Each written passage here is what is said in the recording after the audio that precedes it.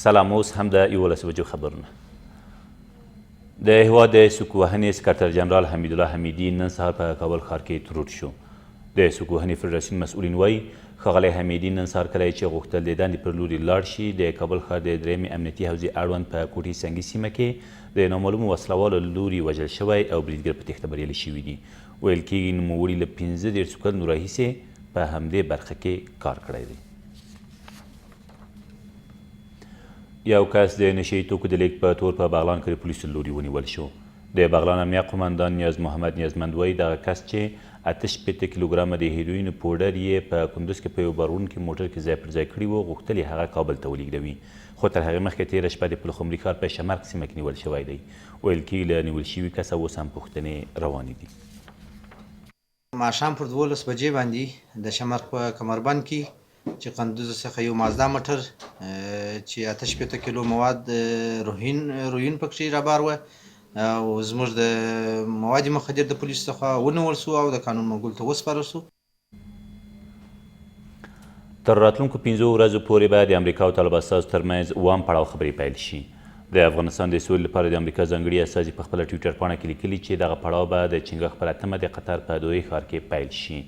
نوموړي زیاته کړې چې په دې وروستي سفر کې یې له بېلابېلو چارواکو سره تر کتنو وروسته موندلې چې ټول په یوه خوله له طالبانو سره په خبرو کې د ګړندي پرمختګ غوښتونکي دي.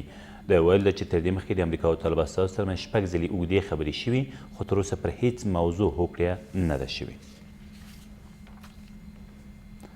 د ملي امنیت سلاکار وایي هر څوک چې په هر نوم زموږ خلک ګواښي زموږ دښمنان دي او پر وړاندې جدي چلند کیږي.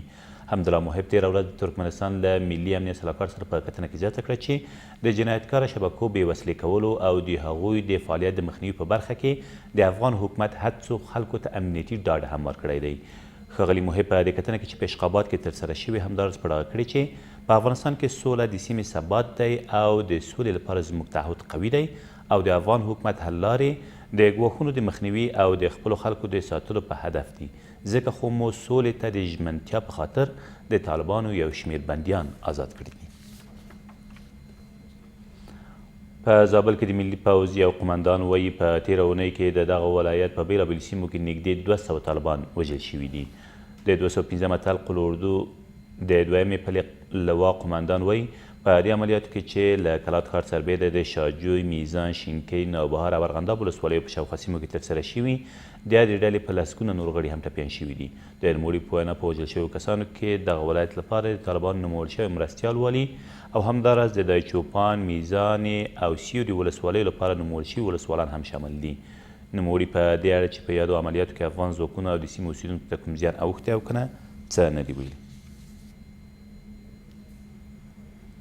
او څارګر ملي ادارې په کونړ کې د داعشیانو د یو استخباراتي مسؤل په ګډون د 7 داعشیانو له وژلو خبر ورکړ.